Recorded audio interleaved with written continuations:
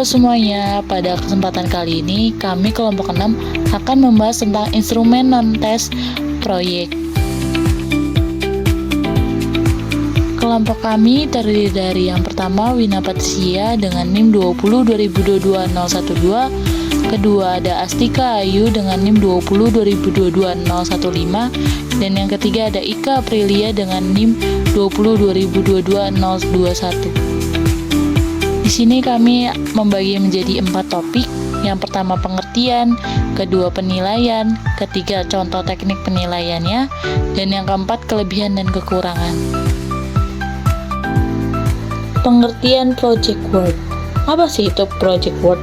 Nah, menurut Pratiwi dan teman-temannya pada tahun 2023 mencetuskan bahwa project work dalam evaluasi non-tes adalah metode penilaian yang menilai kemampuan siswa dalam menyelesaikan tugas atau proyek yang kompleks. Nah, dalam konteks ini, project work digunakan untuk mengevaluasi aspek afektif dan psikomotorik siswa. Sementara, teknik tes digunakan untuk mengukur kemampuan kognitif mereka. Melalui project work, siswa dapat memiliki kesempatan untuk mengembangkan keterampilan seperti kreativitas, inovasi, dan manajemen tugas yang tidak bisa diukur dengan tes konvensional. Tahap kinerja project work. Dalam project work, ada beberapa hal penting yang dinilai untuk mengetahui kinerja siswa dalam menyelesaikan proyek yang sulit. Nah, ada 2 poin. Yang pertama, siswa menciptakan sesuatu yang baru, bisa berupa seni, teknik, ataupun produk. Nah, mereka juga bertanggung jawab dalam mengatur proyek, mengelola waktu, dan sumber daya yang tersedia.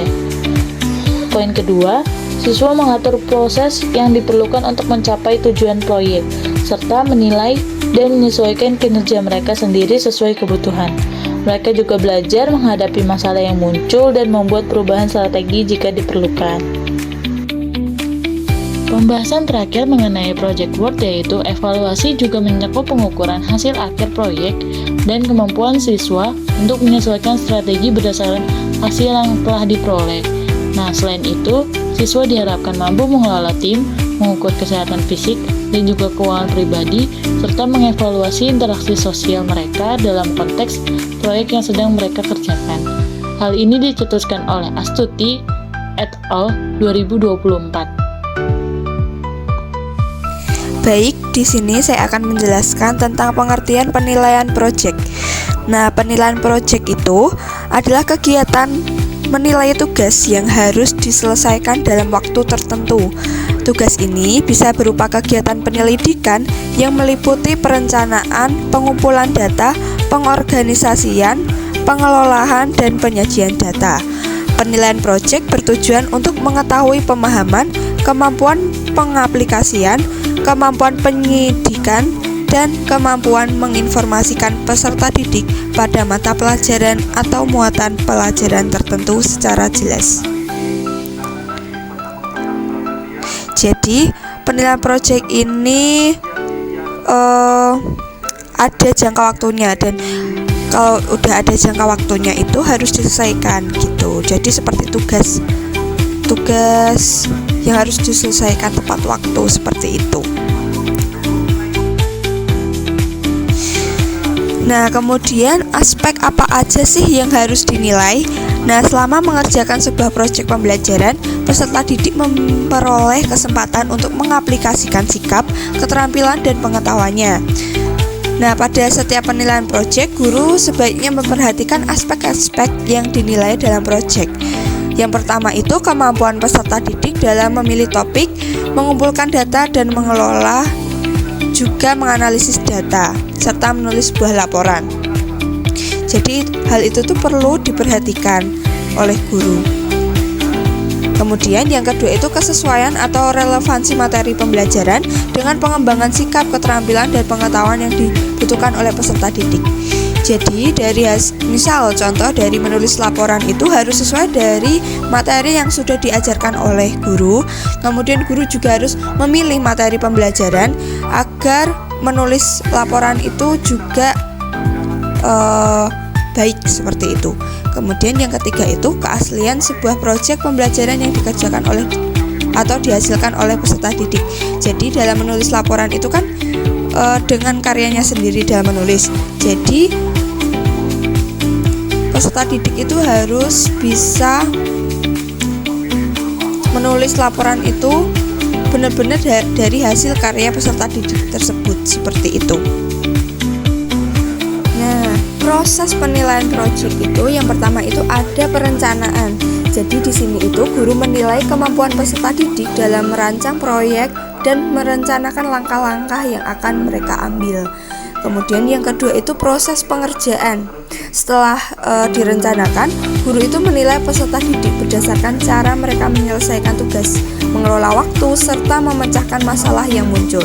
Jadi di sini itu ada beberapa penilaian, kriteria penilaian seperti ketepatan waktu, terus kesesuaian pemecahan masalah, kemudian ketepatan jawaban, seperti itu contohnya.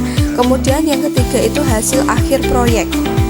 Guru akan menilai hasil proyek untuk melihat apakah hasilnya sesuai kriteria, kreativitas, dan inovasi dalam mengembangkan ide, serta kesesuaian proyek dengan instruksi atau tujuan pembelajaran.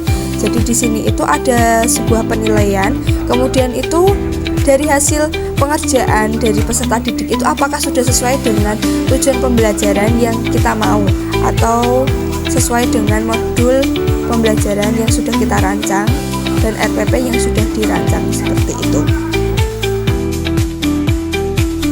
Nah, kemudian di sini juga ada contoh penilaian proyek.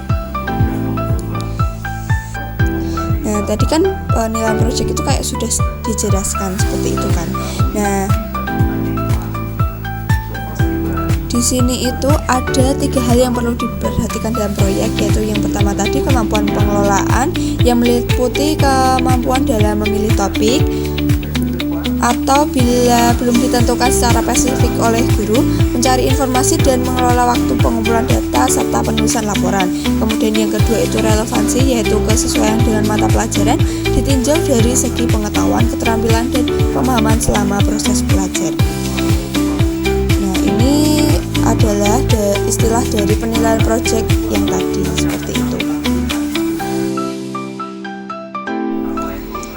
Nah, contoh penilaian proyek selanjutnya itu kan tadi ada relevansi. Nah, kemudian yang ketiga itu ada keaslian, yaitu proyek yang dilakukan siswa merupakan karya nyata siswa dengan kontribusi guru pada petunjuk dan dukungan. Nah, di sini itu penilaian hasil karya dalam proyek dilakukan dari proses perencanaan, proses pengerjaan tugas, dan sampai akhir proyek yang sudah dijelaskan tadi. Nah, kemudian oleh karena itu perlu ditetapkan hal-hal aspek yang perlu dinilai seperti penyusunan desain, pengumpulan data, analisis data, dan penyiapan laporan tertulis. Nah, instrumen penilaian proyek dapat terdiri dari lembar pengamatan atau observasi dengan daftar cek atau checklist dan skala rentang atau rating scale. Nah, kegiatan siswa yang termasuk proyek antara lain penelitian sederhana tentang air di rumah, perkembangan harga sembako dalam suatu periode tertentu. Nah, kemudian dalam matematika, kegiatan siswa yang termasuk proyek antara lain penelitian sederhana yang terkait dengan pengelolaan data, pengolahan dan penyajian data kelas 9. Kemudian penilaian sederhana tentang perdagangan barang di pasar terkait dengan aritmatika sosial atau kelas 7. Nah, di sini ada contoh instrumen penilaian proyek dalam pembelajaran matematika. Nah, di sini itu ada standar kompetensi dan kompetensi dasar. Di sini ada standar kompetensinya, yaitu menggunakan bentuk aljabar persamaan dan pertidaksamaan linear satu variabel dan perbandingan dan dalam pemecahan masalah. Kemudian kompetensi dasarnya menggunakan konsep aljabar dalam pemecahan masalah aritmatika sosial yang sederhana, seperti itu. Nah, di sini itu ada uraian tugas. Contoh uraian tugasnya itu yang pertama itu ada kerjakan tugas ini secara kelompok. Jadi di sini itu adalah contoh tugas dari kelompok yang terdiri dari 6 orang. Kemudian dari kelompok tersebut itu melakukan wawancara terhadap paling sedikit 5 pedagang kecil di suatu pasar tradisional. Nah, setelah itu peserta didik disuruh membuat sebuah instrumen wawancara terhadap setiap pedagang yang diwawancara. Nah, kumpulan datanya itu seperti modal yang dimiliki, untuk untung yang rata-rata diperoleh setiap hari atau rugi yang pernah dialami dan apa penyebabnya. Kemudian itu kegiatan penting apa saja yang dilakukan dalam berdagang, terutama dalam hal pengadaan barang dan penjualan. Kemudian setelah melakukan wawancara, peserta didik itu disuruh untuk membuat laporan secara tertulis tentang kegiatan yang dilakukan sejak perencanaan, pelaksanaan, dan hasil yang diperoleh. Nah, laporan itu mencakup yang pertama ada tujuan kegiatan, persiapan, pelaksanaan, hasil yang diperoleh, kesan dan pesan terhadap tugas. Nah, laporan tentang hasil yang diperoleh itu memuat beberapa hal. Yang pertama itu ada penyajian data yang diperoleh dalam bentuk tabel sesuai pengelompokan data pada nomor B tadi.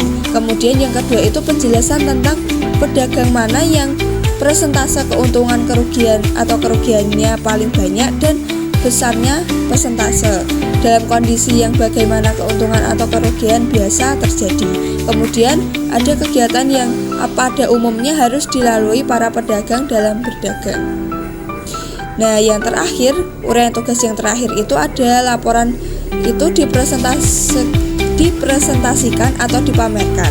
Nah, laporan dikumpulkan paling lambat 6 minggu setelah diberikan tugas ini. Jadi yang pertama itu sudah membagikan dalam bentuk kelompok, kemudian kedua itu ada wawancara, setelah wawancara itu membuat laporan tertulis, kemudian yang terakhir dipresentasikan seperti itu.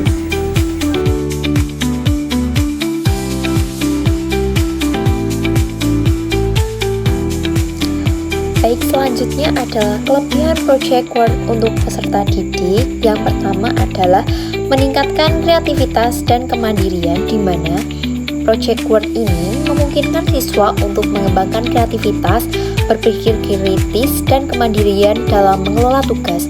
Mereka belajar mengambil inisiatif dan membuat keputusan sendiri. Yang kedua yaitu pengembangan keterampilan kolaborasi dan komunikasi, di mana dalam project work siswa sering bekerja dalam kelompok yang melatih kemampuan mereka untuk bekerja sama, berkomunikasi dengan baik, dan menghargai pendapat orang lain. Yang ketiga adalah aplikasi praktis pengetahuan, di mana siswa dapat menerapkan pengetahuan teoritis yang dipelajari di kelas dalam konteks nyata, sehingga lebih memahami bagaimana teori tersebut digunakan dalam kehidupan sehari-hari. Yang keempat adalah pengembangan keterampilan problem solving, di mana siswa terbiasa menghadapi tantangan dalam proyek dan belajar mencari solusi yang membantu mereka dalam keterampilan memecahkan masalah. Selanjutnya adalah kekurangan project work untuk peserta didik adalah yang pertama, memerlukan waktu dan sumber daya yang banyak, di mana project work ini membutuhkan waktu yang cukup lama dan kadang sumber daya yang tidak selalu tersedia, seperti bahan atau alat khusus yang bisa menjadi hambatan bagi siswa. Yang kedua, tidak cocok untuk semua gaya belajar, di mana beberapa siswa mungkin mengalami kesulitan dalam pekerjaan proyek, terutama jika mereka lebih nyaman dengan pendekatan belajar yang terstruktur atau tidak terbiasa bekerja secara mandiri. Yang ketiga adalah kesulitan dalam mengatur kerja sama tim, di mana ketika bekerja sama dalam kelompok, kadang siswa menghadapi tantangan dalam hal pembagian tugas yang adil, konflik antar anggota, atau ketidakseimbangan kontribusi antar anggota tim. Nah, untuk selanjutnya yaitu kelebihan project work untuk guru. Yang pertama, penilaian holistik terhadap keterampilan siswa, di mana penilaian proyek memungkinkan guru untuk melihat lebih dalam kemampuan siswa, tidak hanya dari aspek kognitif, tetapi juga keterampilan praktis, efektif, dan sosial mereka. Yang kedua, yaitu evaluasi lebih menyeluruh dan relevan, di mana melalui proyek, guru bisa menilai sejauh mana sih siswa memahami dan mampu menerapkan pengetahuan dalam situasi nyata, sehingga evaluasi menjadi lebih relevan dan aplikatif. Yang ketiga, mengembangkan hubungan dengan siswa, di mana proses pembimbingan selama proyek membantu guru mengenal siswa lebih baik dan memberikan kesempatan bagi guru untuk memotivasi dan mendukung perkembangan pribadi siswa. Nah, selanjutnya yaitu kekurangan project work untuk guru. Yang pertama yaitu penilaian yang memakan waktu, di mana penilaian proyek memerlukan waktu lebih banyak dibandingkan tes tertulis karena guru harus menilai berbagai aspek seperti proyek, proses kerja, kolaborasi, dan hasil akhir proyek. Subjektivitas dalam penilaian, di mana terkadang penilaian proyek dapat menjadi subjektif tergantung pada pandangan guru, terutama jika kriteria penilaian tidak disusun secara jelas dan objektif. Yang ketiga yaitu kesulitan mengelola penilaian untuk kelas besar, di mana untuk guru yang menangani banyak siswa, menilai proyek satu persatu bisa menjadi tantangan besar karena waktu dan tenaga yang terbatas. Selanjutnya adalah daftar pustaka yang kami ambil. Sekian pembahasan mengenai instrumen non-tes proyek kami. Terima kasih.